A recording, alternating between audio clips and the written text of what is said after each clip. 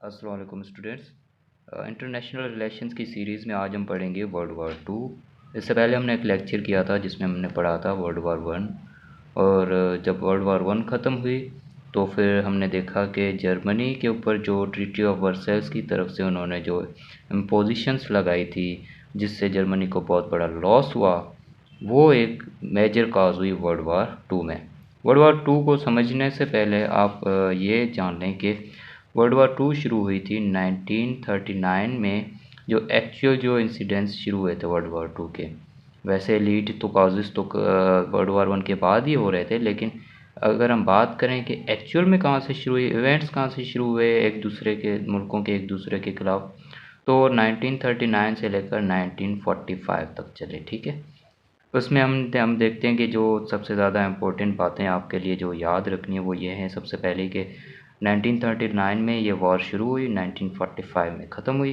तकरीबन 6 साल के लिए ये चली थी वॉर। और दूसरी बात कि इस मुल्क को इस जंग को वर्ल्ड वार टू क्यों कहा जाता है, बिकॉज़ ऑल इनकम्पासिंग के पूरा वर्ल्ड इसमें शामिल हो गया था। लेकिन जो मेजर कंट्रीज़ थी जो एक्चुअल में लड़ रहे थे, बाकी तो हम बोलते हैं ना कि सपोर्टिंग में आए थे, एक्चुअल में जो कंट्रीज़ लड़ रहे थे वो थे फ्रांस, जर्मनी, ब्रिटेन, या फिर रशिया हो गया, यूएस हो गया, इटली हो गया। ठीक है, अभी इनको मैं नक्शा आपको मैप दिखाता हूँ, उसमें आप समझ जाएंगे कि कैसे हुई थी। ये रहा हमारा मैप वर्ल्ड का और यूरोप का।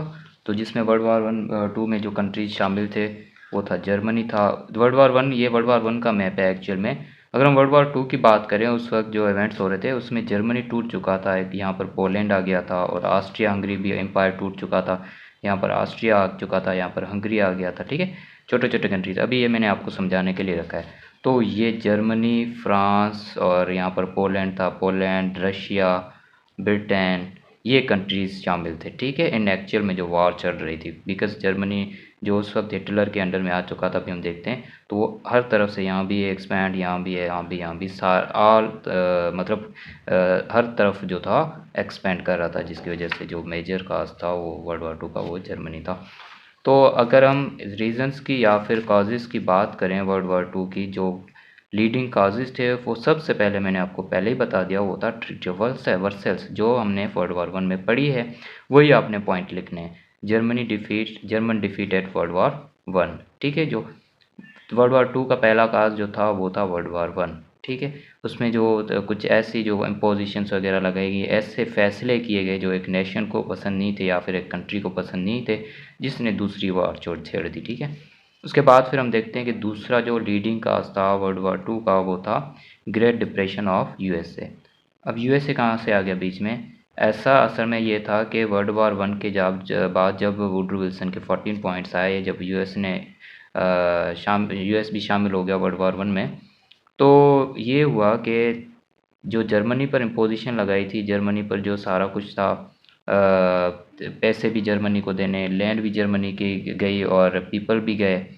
तो जब वर्ल्ड वार वन ख़त्म हो गई, यूएस की इकोनॉमी डाउनफॉल में चली गई। क्यों? क्योंकि वर्ल्ड वार वन में यूएस ही सप्लाई कर रहा था वेपन्स। ज़ाहिर ये जब यहाँ पर एक कंट्रीज़ लड़ रहे हैं आपस में, ये यूएस से यहाँ से वेपन्स बनाता जा रहा है और देता जा रहा है, एक वेपन वाली इकोनॉमी हो गई ना यूएसए की। तो जब यहाँ पर वॉर ही ख़त्म हो गई तो ज़ाहिर है यहाँ से वेपन इंपोर्ट होना बंद हो जाएंगे, एक्सपोर्ट होना बंद हो जाएंगे।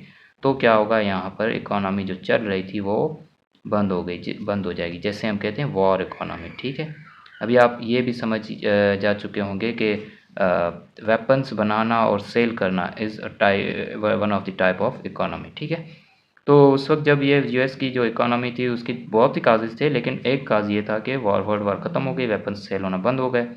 तो 1930s में स्टॉक मार्केट क्रैश हो गई। अब ये ग्रेट डिप्रेशन पर एक पूरा का पूरा टॉपिक है यूएस हिस्ट्री में, वो हम देखते हैं कि लास्ट में भी हम करेंगे ग्रेट डिप्रेशन क्या है, क्या था, क्या नहीं। ठीक है, तो अभी आप इतना ही जान लें कि ग्रेट डिप्रेशन जो यूएस की इकोनॉमी थी वो डाउनफॉल में चली गई, बिकॉज उस वक्त हम देखते हैं आज भी अगर डॉलर को कुछ ऊपर नीचे होता है तो फिर पूरे वर्ल्ड पर इफेक्ट पड़ता है। ठीक है, ऐसा ही था उसी वक्त भी। 1930s में जो ग्रेट डिप्रेशन आया, स्टॉक मार्केट क्रैश हो गई, इकोनॉमी क्रैश हो गई यूएस की, तो उसका इफेक्ट पूरे यूरोपियन कंट्रीज़ पे होने लगा, economic downfall of US economy. ठीक है, दैन क्या हुआ? तीसरा काज हम देखते हैं तीसरा काज ये था कि राइज ऑफ डिफरेंट आइडियोलॉजीज़। अभी ये ग्रेट डिप्रेशन वर्ल्ड वार 2 का कॉज कैसे हुआ? ज़ाहिर है जब यहाँ से वेपन्स नहीं जाएंगे, यहाँ पर लोग भूख मरेंगे, ठीक है, तो डिफरेंट कंट्रीज़ के, तो वो तो कहेंगे भाई यूएस की इकोनॉमी डाउन हुई है इसीलिए ये सारा कुछ हुआ है, यूएस मिला हुआ है इन दोनों से, यहाँ से तो हमला कर दो, ठीक है। ये जो एक जर्मन नाजी की एक आइडियोलॉजी थी जो हम पढ़ेंगे, अभी पढ़ते हैं। तो तीसरा जो कहा था वो था rise of different ideologies. Europe में फिर से नई आइडियोलॉजीज़ डेवलप होना शुरू हो गए। जैसे हमने वर्ल्ड वॉर 1 में देखा था कि ऑटोक्रेसी इन रशिया और Democrats in UK and US, semi democratic culture in Germany. तो वर्ल्ड वॉर 1 ख़त्म हुई, जर्मन के ऊपर जो इम्पोजिशन लगाया गया, उसके बाद फिर जो ये जो पीरियड था ना 1920s के अंदर जो वर्ल्ड वार 1 ख़त्म हुई थी, 1930s और 40s का जो टाइम था ना, 30 से लेके 20 से लेके 40 तक का, ठीक है। तो उसमें क्या हुआ, जर्मन ने एक अपनी आइडियोलॉजी डेवलप कर ली, नाजीज़म इन जर्मनी, ठीक है। अब नाजीज़म क्या है? नाजी नाम की एक पार्टी डेवलप की। हिटलर नाम का एक आदमी था जो एक सिपाही था वर्ल्ड वार 1 के दौरान, जिसने बदला लेने के लिए अपनी पार्टी बनाई। उस पार्टी को फिर यूज़ किया एज अ वार हॉक के अगेंस्ट दूसरे कंट्रीज़ के, ठीक है। तो ये एक जो नाजिज़म एक जर्मनी की पार्टी बनी, फिर वो आहिस्ता आहिस्ता डेमागोगी में चेंज हो गई। डेमागोगी मतलब कि लोगों के माइंड चेंज ऐसे करो कि लोग आपकी हर बात मानने को तैयार हो जाएं, ठीक है। दूसरा, उसके बाद फिर नाजिज़म तो जर्मनी में था, उसके बाद फिर फासिज़म इन इटली में फासिज़म का कॉन्सेप्ट शुरू हो गया, ठीक है। देन हम देखते हैं कि फासिज़म जो शुरू किया था मुसोलिनी ने, वो भी एक extreme form of autocratic government थी, ठीक है। ऑटोक्रेसी, एक ही सेंट्रल फॉर्म गवर्नमेंट की हो जिससे आप सबको इंगेज करें, सबको हैंडल करें। देन हम देखते हैं कि जो उसमें जो उस वक्त जो राइज ऑफ डिफरेंट आइडियोलॉजीज में Turkey and Italy were dissatisfied with their treatment. World war 1 के बाद इनके साथ जो ट्रीटमेंट की गई, जो तुर्की के या ऑटोमन एम्पायर के पास, ये तुर्की इससे पहले ऑटोमन एम्पायर हुआ करता था, तो इसको तोड़कर तुर्की बना दिया गया, डिफरेंट कंट्रीज़ बना दिए गए। इटली के जो इसके जो पार्ट्स थे अफ्रीकन कंट्रीज़ में, वो छीन लिए गए, ठीक है। तो these two countries were also dissatisfied. Then the problems of German reparations, जो मैंने आपको बताया अभी। चौथा इसका काज था एक्सट्रीम फॉर्म ऑफ नेशनलिज्म। अब एक्सट्रीम फॉर्म ऑफ नेशनलिज्म क्या है, या फिर नेशनलिज्म क्या है, वो हम पढ़ चुके हैं। नेशनलिज्म तो ये जो फॉर्म थी उस वक्त यूरोप में डेवलप हो रही थी वर्ल्ड वार 2 से पहले, तो वो थी आइडियोलॉजिकल नेशनलिज्म। आइडियोलॉजिकल नेशनलिज्म मतलब वी आर सुपेरियर, ठीक है। वी आर सुपेरियर, हमसे ज़्यादा बढ़िया कोई नहीं है, हम ही सबसे ज़्यादा है, हमारी नेशन ही सबसे सुपेरियर है, ठीक है। हमसे ऊपर कोई नहीं है, हम अच्छे हैं, हम ये हम वो, ठीक है। सब में सबके अंदर अवर की बात है, our caste, our system, our government. तो ये जब डेवलप होगा तो जाहिर है तभी आप ये अवर तभी डेवलप होगा जब डैम आएगा, ठीक है, कोई चीज़ अपोजिट में होगी। तो this was one of the major cause of world war 2। Played with sentiments of people, आप मीडिया के थ्रू, लिटरेचर के थ्रू, पैम्फलेट्स वगैरह के थ्रू आप लोगों के माइंड ही चेंज कर दो कि हमारी आइडियोलॉजी ऐसी है, ठीक है। मीडिया प्रोपेगेंडा, सीक्रेट एजेंसीज, अगर कोई अपोजिशन में खड़ा होता है तो फिर उसको गोली मार दो डायरेक्ट, बस बात ही ख़त्म। अपोजिशन की बात ही नहीं है। एक चीज़ की जो हमने ये जो आइडियोलॉजिकल नेशनलिज्म देखी, वो देखी असल में नाजिज़म और फासिज्म के कॉन्सेप्ट में, ठीक है। देन हम देखते हैं कि जो चौथा जो मेजर काज था, सॉरी पांचवा जो मेजर काज था वो था failure of League of Nations. League of Nations की फेलियर की वजह से, अब लीग ऑफ नेशंस एक ऑर्गेनाइजेशन बनी थी 1920s में वर्ल्ड वार 1 के दरमियान, लेकिन उसके जो ऐसे फीचर्स थे जो वर्ल्ड वार 2 को होने से रोक नहीं पाया। कौन से फीचर्स थे? Linked with treaty of Versailles, ठीक है, जो जर्मन के ऊपर इन्होंने जो पोजिशंस लगाए थे इसी के थ्रू लगाए थे। US was not part of it. अभी जाहिर ही अभी एक जो मेजर पावर है कंट्री की, वो जब किसी ट्रीटी का या फिर किसी ऑर्गेनाइजेशन का पार्ट ही नहीं है तो फिर कैसे होगा? ये एक ऑर्गेनाइजेशन है, ये सब पर हुक्म चला रही है, ये सब पर, और यहाँ पर ये एनाकोंडा बैठाओ सबके ऊपर, ये इसके काम नहीं कर रहा, जिसको हड़पना है हड़प ले, बस इसकी मर्ज़ी।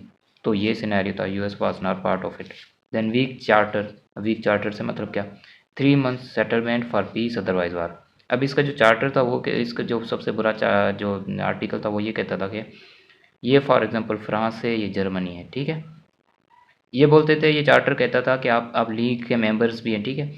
अगर आपने एक दूसरे के ऊपर आप डिससेटिस्फाइड है, डिसएग्री है एक दूसरे की पॉलिसीज़ हैं, तो आप 3 मंथ तक सेटलमेंट करो, अगर नहीं करना तो जाओ लड़ो, यहाँ पर अलग से मैदान बनाओ और लड़ना शुरू हो जाओ। तो this was the major cause of failure of League of Nations, ठीक है। तो जब ज़ाहिर है तो फिर ये तो कहेंगे भाई ठीक है, जब तक 3 महीने हैं लीग ऑफ नेशंस को मानो मज़े से, कोई लड़ाई नहीं होगी, कोई जंग नहीं होगी। जैसे ही 3 महीनों के ऊपर एक दिन बाद डायरेक्ट लड़ाई शुरू कर दो, बम ठोक दो एक दूसरे के ऊपर, ठीक है। Then any member can left any time. और दूसरा जो मेजर काज था failure of League of Nation, वो था कि आप कोई कंट्री, फॉर एग्जांपल जर्मनी नाराज़ हो जाता है, ये पॉलिसीज़ मुझे पसंद नहीं है, मैंने जाना है अपनी ऑर्गेनाइजेशन बनानी है, खुद की ऑर्गेनाइजेशन बनाऊंगा जिसमें दूसरे मुल्कों को ऐड करूँगा, ये लीग वाले बोलेंगे ठीक है जाओ, हमें क्या है। पर इसमें कोई जो पर ऐसा होता है ना कि एक ट्रीटी बनती है, उससे पहले कोई रूल्स एंड रेगुलेशंस होते हैं, आप अगर छोड़ के जा रहे हो तो आपके ऊपर ये इम्पोजिशंस लगेंगी, आपने ये करना पड़ेगा, वैसा कोई सिनेरियो नहीं सकता होता था उस लीग ऑफ नेशन में। अपने जाना है जाएं, दिमाग ना खाएं। देन जो छठा जो था वो था एक्सपेंशन और एंड मिलिट्रिज्म। अब इसका मतलब क्या, जापान था उस वक्त, हम देखते हैं कि जापान, अभी देखते हैं कि ये एक छोटा सा कंट्री है रशिया की तरह, ये इतना बड़ा रशिया, ये छोटा सा जापान, ठीक है।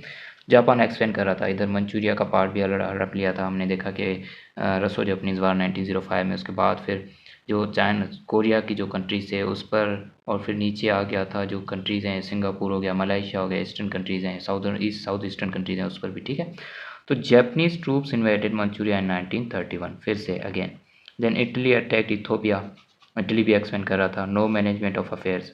तो expansionism and militarism one of the major causes of world war two. इसमें जापान राइज कर रहा था, जर्मनी राइज कर रहा था, इटली राइज कर रहा था, ठीक है। ये तीनों कंट्रीज एक्सपेंड होते जा रहे थे, अपने एम्पायर्स को बढ़ा रहे थे। एंड जो सातवां जो काज था, last but not the least हम कहेंगे, वो था कि ट्रीटीज बिटवीन डिफरेंट नेशंस। अभी ये अलाइड पावर्स ये अलग हो चुके थे, ये अलग हो चुके थे। फॉर एग्जांपल कोई दो कंट्रीज लड़ते ना, तो मेडिएट कराने वाला तीसरा कंट्रीज हो, वो सिस्टम नहीं था। दो लड़ रहे हैं तो एक इस तरफ आ गया, दूसरा इस तरफ, एक इस तरफ, एक इस तरफ, एक इस तरफ, एक इस तरफ, यही सिनेरियो था वर्ल्ड वॉर टू में। फ्रांस, यूके, यूएस, यूएसएसआर एक तरफ आ गए, इटली, जर्मनी, जापान दूसरी तरफ आ गए। तो फिर से वर्ल्ड वॉर टू शुरू हो गई 1939 में, ठीक है। अभी हम देखते हैं कि इवेंट्स क्या हुए। ये तो थे कॉजेज़, कौन कौन से काजेज़ थे, अभी हम रिमाइंड करते हैं कि अगर हम वर्ल्ड वार वन का एक सिनेरियो बनाए दिमाग के अंदर, कौन कौन से काजेज़ थे जो वर्ल्ड वार टू को लीड कर रहे थे। तो सबसे पहले हमारे जहन में आएगा वर्ल्ड वार वन। ज़ाहिर वर्ल्ड वार वन में कुछ नाइंसाफ़ियाँ हुई थी, तो वो उसके बाद फिर जर्मन की जो नाज़िज़म, उसके बाद फिर मुसोलिनी की फासिज़म, उसके बाद फिर नेशनलिस्टिक आइडियोलॉजिकल नेशनलिज़म, उसके बाद फिर लीग ऑफ नेशंस फेल हो गई, उसके बाद फिर जो एम्पायर्स राइज कर रहे थे एक्सपेंशनिज्म, उसके बाद फिर अलाइंसेस बन गई थी। आपने सारा जो सिनेरियो ना इमेजिन करना है दिमाग के अंदर, उसके बाद ये तो सिर्फ नाम दिए हुए हैं, इसको एक्सप्लेन करना है एग्जाम में बस। देन हम देखते हैं कि इवेंट्स क्या हुए वर्ल्ड वार वन के दौरान। जो मैंने आपको बताया उसको, जो 1939 से लेकर 1945 तक जो सिनेरियो हुए थे उसको हम तोड़ते हैं, ठीक है, डिफरेंट पीरियड्स में। जो पहला पीरियड था वो था सितंबर 39 से दिसंबर 40 के दरमियान। उसमें क्या हुआ कि Germans and Russians had occupied Poland. ये मैंने आपको बताया था। ये फॉर एग्जांपल जर्मनी है ना, ये जर्मनी रहा। यहाँ पर अभी आप वर्ल्ड मैप में देखेंगे पोलैंड है, ठीक है। तो वर्ल्ड वॉर वन के बाद बना था पोलैंड। तो जब यहाँ से जर्मनी एक्सपेंड कर रहा था पोलैंड में, तो यहाँ से रशियन ट्रूप्स भी पोलैंड में जो इन्वेड कर रहे थे, तो यहीं से वर्ल्ड वॉर वन शुरू हुई। तो क्या हुआ, फोनी वार्स, जो वार्स थी ना रशियंस और जर्मन्स के दरमियान at the land of Poland, उसको कहेंगे फोनी वार्स, ठीक है। तो वो शुरू हो गई। Then entire Europe was attacked by Italy and Germany in this period. जो ये एक पीरियड था ना, इसके दौरान 1939 से दिसंबर 1940 तक जो सिनेरियो था, उसमें क्या हुआ, जर्मन था वो एक्सपेंड कर रहा था, ठीक है। और दूसरी तरफ ये रहा इटली, ये भी एक्सपेंड कर रहा था। तो ये एक्सपेंड यहाँ से, ये यहाँ से एक्सपेंड कर रहा था, यहाँ से एक्सपेंड कर रहा था, यहाँ से इटली, यहाँ से, ठीक है। तो इनकी एक्सपेंशन शुरू हो गई। अभी हमने ये इवेंट्स नहीं इतने ज़्यादा डीप में नहीं पढ़ने, बिकॉज कोई फ़ायदा नहीं, एग्ज़ाम में नहीं आते इवेंट्स, काजेज़ और आफ्टर मैथ्स आते हैं। Then the Axis offensive widened 1941 से समर 1942। जब उनके ऊपर कोई पोजिशन लगाए गए, रोका नहीं गया, तो फिर ये बढ़ते ही गए। वर्ल्ड वाइड वॉर शुरू हो गई। हिटलर इन्वेजन ऑफ रशिया जून 1941 में। It was against secret alliance between Russia and Germany. Russia and Germany के दरमियान एक अलायंस की गई जिसमें ये तय किया गया कि एक दूसरे की लैंड के ऊपर हमने या एक दूसरे के ट्रूप्स के खिलाफ नहीं करना। तो जर्मनी ने ये बहुत सीक्रेट अलायंस जो थी वो तोड़ दी और रशिया के खिलाफ जंग शुरू कर दी। Then Japan attacked in American naval base at Pearl Harbor, हम जिसे कहते हैं पर्ल हार्बर का हमला, जो दिसंबर 1941 में हुआ था। ठीक है, this was the second period of world war two. Then third period देखते हैं, offensive held in check in 1942 summer to 1943। तो फिर जब ये बढ़ता गया तो फिर यूएस, यूके, फ्रांस, रशिया, ठीक है, जो अलाइड पावर्स में थे, तो उन्होंने सोचा कि अब चेक लगाना चाहिए, अब हमने काउंटर करना है इन चीज़ों को। डिफीट ऑफ एक्सिस पावर्स हुई जून 1945 में, अमेरिकन डिफीटेड, ठीक है, अमेरिका डिफीटेड जापान इन मिडवे आइलैंड। ये यहाँ पे जापान है, वर्ल्ड मैप में देखें यहाँ पर यूएसए, तो यहाँ पर छोटे छोटे जापान आते हैं, ओ सॉरी कंट्रीज़ आते हैं। यहाँ पर मिडवे आइलैंड है, तो यहाँ पर इनकी आर्मी आ गई, अमेरिका की और जापान की आर्मी आ गई। तो फिर इनको, जो जापान की आर्मीज थी, उनको डिफीट किया अमेरिकन्स ने। ठीक है, then Germans halted in Egypt, Germans को भी रोक दिया गया, जर्मन्स डिफीट बाय रशिया। और फिर काउंटर एक्टिव अटैक्स शुरू हो गया और इनकी हार शुरू हो गई। जो जर्मनी थी, जर्मन था या जापान था या इटली था। देन क्या हुआ, हम देखते हैं कि defeat of Axis powers July 1943 to August 1945। Last जो इनका जो इवेंट था वो था combine attacks of US and USSR. US और यूएसएसआर ने जो कंबाइन अटैक किए इनके ऊपर। Italy was eliminated first, Italy को सबसे पहले हार नसीब हुई और इटली ने जो इनका साथ देना शुरू कर दिया अमेरिका और रशिया का। Anglo American invasion of Normandy, जो नॉर्मंडी में इनकी इन्वेजन शुरू हो गई, इटली का एक इलाका है। जर्मन सरेंडर्ड इन बाय 1945, फिर इटली के बाद जर्मन्स ने भी सरेंडर कर लिया। ठीक है, then Japan in August after the American had dropped an atomic bomb on Hiroshima and Nagasaki. फिर जापान ने कब सरेंडर, जर्मन और इटली ने तो सरेंडर कर लिया था 1945 आते आते। लास्ट में जो था 6 अगस्त और 9 अगस्त को जो अमेरिकन ने एटॉमिक बॉम्ब फेंके हिरोशिमा और नागासाकी पर, तो जापान ने भी सरेंडर कर दिया बिकॉज कुछ रहा ही नहीं था लड़ने के लिए। ये थे कॉजेज और इवेंट्स। अभी हम देखते हैं कि why did axis power loose the war, axis power ने वार में क्यों डिफीट हुए। शॉर्टेज ऑफ रॉ मटेरियल्स, ठीक है, the allies learning from their mistakes failures. यहाँ पर जो जर्मनी था या इटली था या फिर जापान था, ठीक है, इनके दरमियान जो इनके जो पास वो थे रॉ मटेरियल्स की कमी हो गई थी। ज़ाहिर ही आप इतना सा आपके पास रॉ मटेरियल और आप हर तरफ जब ये वार छेड़ देते हैं तो ऐसा ही होगा। देन क्या हुआ, the allies learning from mistakes या फेलियर्स, चेक ऑन ब्लिट्जक्रीग, जो जर्मन की ब्लिट्जक्रीग स्पीड ऑफ लाइट जिसे कहते हैं, उस पर चेक शुरू किया, काउंटर अटैक्स करना शुरू किए, built up of air and naval superiority, जो अमेरिका के पास थी एसएसएफ जो हथियार थे, जो इनके पास नहीं थे। Axis powers taking on too much, ठीक है, इसका मतलब क्या कि लिडेल हार्ट के नाम से एक स्कॉलर है या वो कहते हैं कि उनके जर्मन्स के बारे में कहते हैं कि they become stretched far out far beyond their capacity for holding their gains. वो अपनी कैपेसिटी से कई ज़्यादा गुना बार जो बढ़ चुके थे। फॉर एग्जांपल एक कंट्री की कैपेसिटी है ये इतना सा इलाका कैप्चर करने की और वो इतने इलाके के पास जा रहा है, तो फिर शायद ये डिफीट तो लाजमी है। ठीक है, तो ऐसे ही जर्मन्स, इटालियंस और जापानीज़ की हार हुई वर्ल्ड वॉर टू में, अलाइज जीत गए। देन हम देखते हैं कि इम्पैक्ट्स क्या हुए, व्हाट वर द इम्पैक्ट्स या aftermaths of war world war two, जो हमने देखा था वर्ल्ड वॉर वन में भी।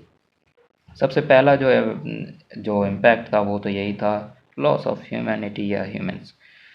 इनॉर्मस डिस्ट्रक्शन हुई, कितनी, lives, homes, industries and communication, almost 40 million people died, 40 million. Atomic bombing first time in history, जो नागासाकी और ये हिरोशिमा, यहाँ पर जो अमेरिका ने बॉम्ब फेंके थे ना, वो फर्स्ट टाइम इन दी हिस्ट्री थी। एटॉमिक बॉम्ब हिस्ट्री में पहली बार यूज़ किए गए, जिसमें ये होता है कि इतना धमाके से ज़्यादा नहीं होता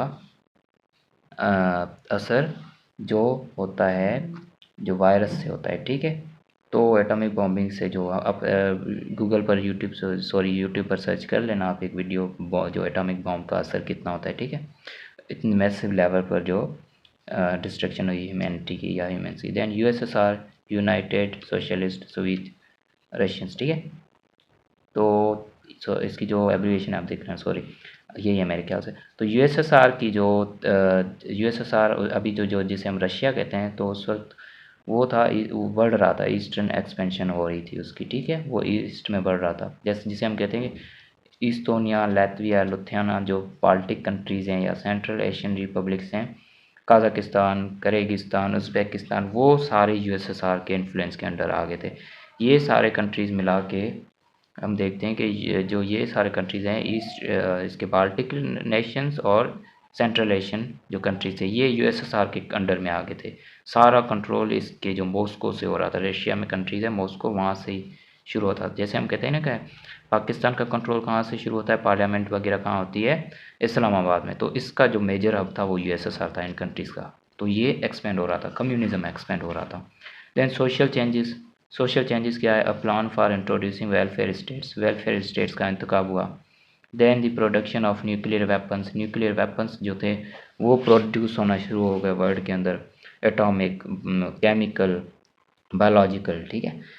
the change in world leadership में चेंज आ गया। जब भी कोई वॉर होती है वर्ल्ड लेवल पर, तो उसमें क्या होता है, या किसी रीजन पर, तो उसमें चेंजेस आती हैं, लीडरशिप में भी चेंजेस आती हैं। फॉर एग्जांपल अभी सूडान के अंदर सिविल वॉर चल रही है, तो सिविल वॉर जब ख़त्म होगी तो किसी एक की तो पावर आएगी ना, या तो इस्टेब्लिशमेंट की आएगी, स्टेट की आएगी, या फिर जो रिबेलियन कर रहे हैं, जो अगेंस्ट जो फोर्सेस हैं, रिबेल्स हैं, उनकी आएगी।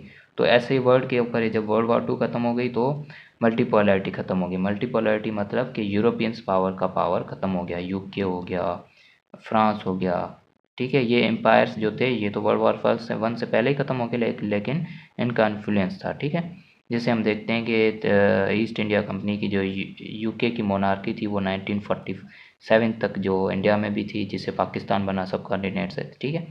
तो इनकी जो वर्ल्ड वॉर टू के बाद जो मल्टीपोलैरिटी का सिस्टम है वर्ल्ड लीडरशिप का, वो चेंज हो गया, बायोपोलैरिटी में। कैसे, एक तरफ यूएसएसआर आ गई, नेक्स्ट लेक्चर में हम पढ़ेंगे, एक तरफ यूएसए आ गया, ठीक है। ये कम्युनिज्म, ये कैपिटलिज्म, बायोपोलैरिटी मतलब दो लोगों का पावर, दो नेशन, दो कंट्रीज़ का पावर वर्ल्ड के ऊपर शुरू हो गया, लीडरशिप लोगों के पास है, एक तरफ ये, एक तरफ ये। देन जो दूसरा आफ्टर मैथ इम्पैक्ट था वो था डीकॉलोनाइजेशन। वर्ल्ड लेवल पर डीकॉलोनाइजेशन शुरू हो गई। डीकॉलोनाइजेशन का मतलब क्या, कि जैसे हम देखते हैं कि यूके की कॉलोनी कौन सी थी, पाकिस्तान, जो सब कॉन्टिनेंट इंडिया पाकिस्तान हो गए, ठीक है। या फिर इसकी जो अफ्रीका में 20 कॉलोनीज़ थी, इनका पावर था, ये फ्रांस की कॉलोनीज़ थी, वो डीकॉलोनाइज शुरू, उनको इंडिपेंडेंस मिलने लगी। 1960s के बाद बहुत सारे अफ्रीकन कंट्रीज़ इंडिपेंडेंट हुए, just like Pakistan and India in 1947। Then हम देखते हैं कि इंटरनेशनल ऑर्गेनाइजेशन शुरू हो गई, यूएनओ जिसे कहते हैं, यूनाइटेड नेशंस, जो आज एक वर्ल्ड लेवल पर जो एक ऑर्गेनाइजेशन है, ब्रिटेन वुड्स कॉन्फ्रेंस, जिससे हम देखते हैं कि वर्ल्ड ट्रेड ऑर्गेनाइजेशन बनी, वर्ल्ड बैंक बनी, आईएमएफ बनी।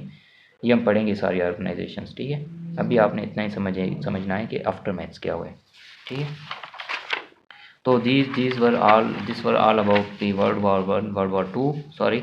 तो उसके जो रीजंस, कॉजेज, उसके इवेंट्स, उसके आफ्टर मैथ्स। तो इसमें जो हमने पढ़ा पहले कि वर्ल्ड वॉर टू क्यों शुरू हुई, उसके इवेंट्स क्या हुए, उसके आफ्टर मैथ्स क्या हुए। तो यही सब कुछ था आज के लेक्चर में। आई होप कि आपको ये समझ आ गया होगा, and we are moving to next lecture. Thank you.